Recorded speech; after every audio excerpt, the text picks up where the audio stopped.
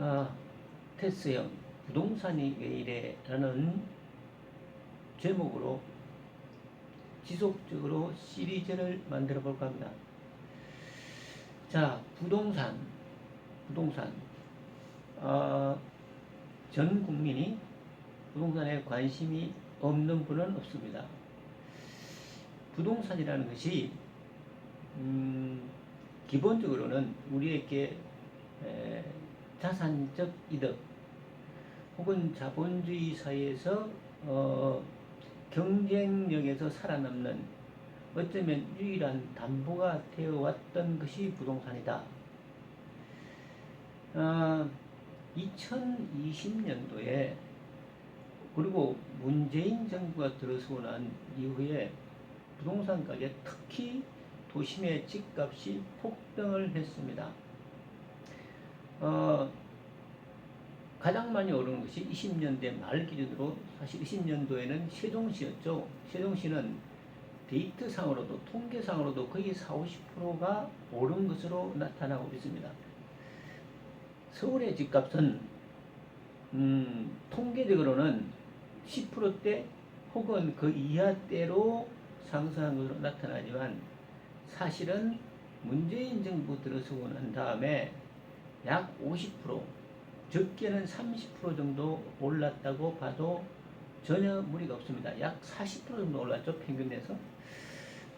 그러면 결과적으로 문재인 정부가 들어서고 난 다음에 갭 투자를 한 분들, 서울에서 혹은 더욱이 도심에서 갭 투자를 하신 분들은 투자액의 거의 2배, 더블 정도의 수익을 거뒀다고 보면 됩니다. 즉, 전세를 끼고 사두었을 때 혹은 융자를 대폭 끼고 주택을 사두었을 경우에 자기가 투자한 금액의 2배 정도는, 소형 아파트를 기준으로는 특히 2배 이상 올랐다. 1억을 투자하면 1억 한 2천 정도 남은 것으로 한 3년이나 4년 정도에 3, 4년 정도에 그렇게 투자 수익을 거둔 것이 사실입니다. 자, 이게 그 서민들이 1년에 1,000만 원 모으기 사실 힘듭니다. 우리나라 도시근로자 평균 소득을 보면 월 100만 원 저축하기 힘들죠. 1년에 1,000만 원 모으기 힘듭니다. 그런데 계략적으로 계산을 해보니까 서울에서 약 서울에서만 오른 집값 상승폭이 약 300조 정도 됩니다. 300조 정도. 그리고 문재인 정부 들어서 전국적으로 오른 집값을 계략적으로 계산해 보니까 약 1,000조 정도 됩니다. 이거는 우리 그 나라의 주택 수, 그다음에 각 도시별 주택 가격 상승률, 그다음 이제 아파트 비율 한 60% 정도 되죠. 이런 것들을 계략적으로 통계내 보면 그렇게 나옵니다. 별로 틀린 자료가 아닙니다.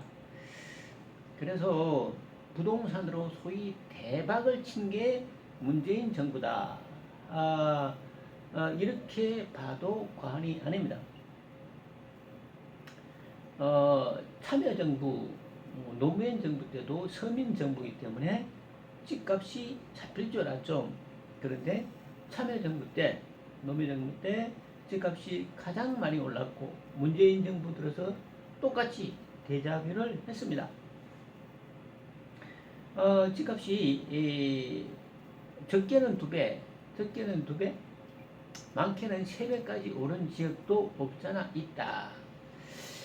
자, 그래서 일반적인 데이터가 박근혜, 이명박 시절 합한 9년보다 문재인 정부 4년 동안에 오른 집값이 4.5배 더 올랐다. 이렇게 데이터가 나오고 있습니다.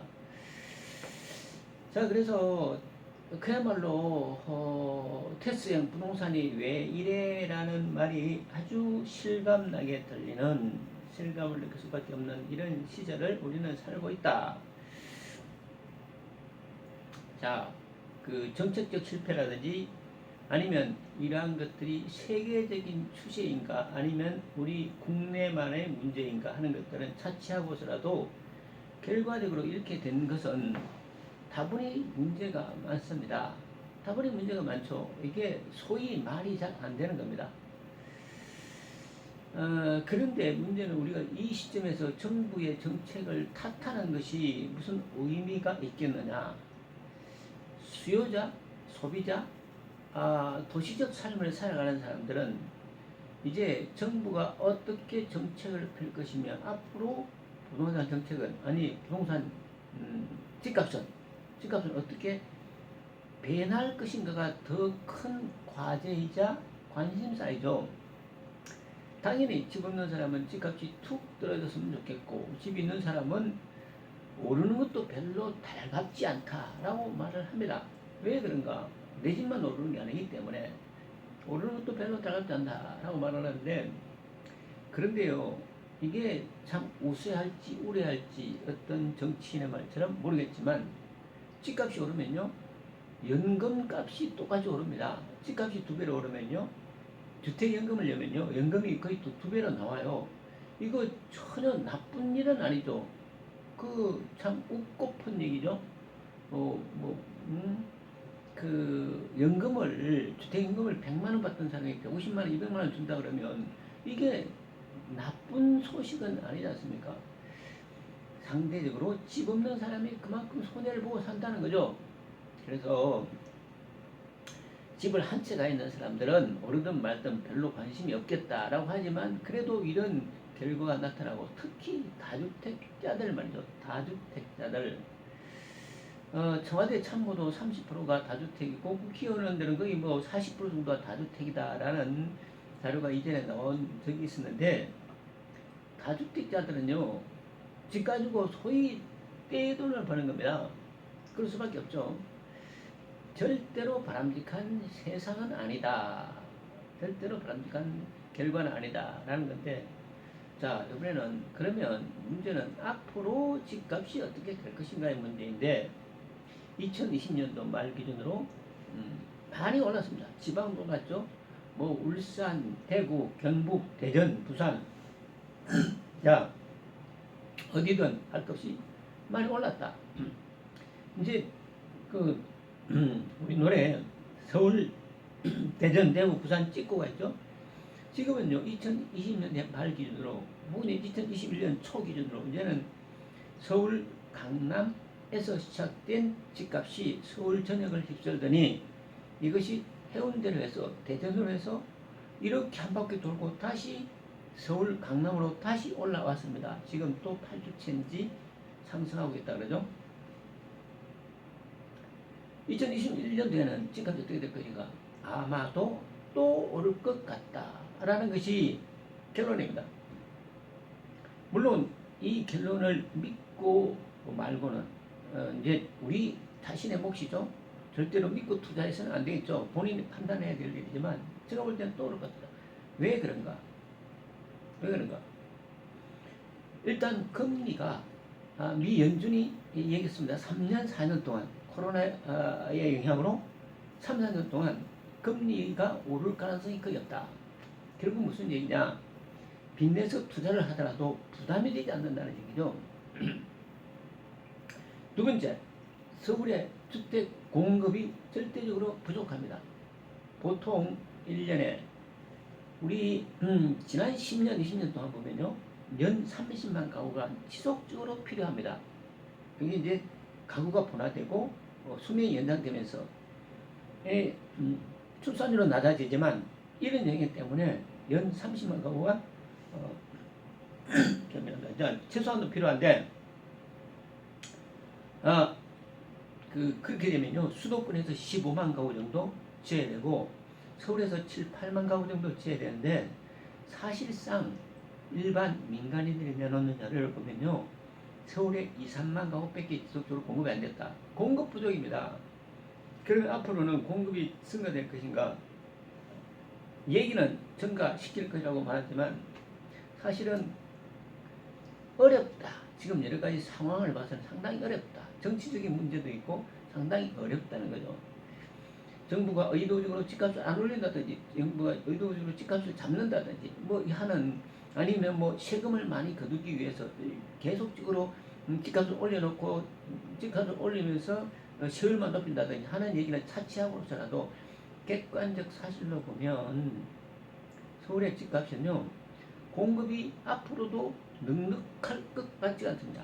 서울의 공급을 확대, 그러니까 획기적으로 확대시키기 위해서는 제가 생각할 때는 지금 변창흠 내정자가 보듯이 도심 고밀도 개발만이 답입니다. 그런데 이거요, 언론에서 다양한 정치적 견해에서 이거 굉장히 많이 억지하고 있죠.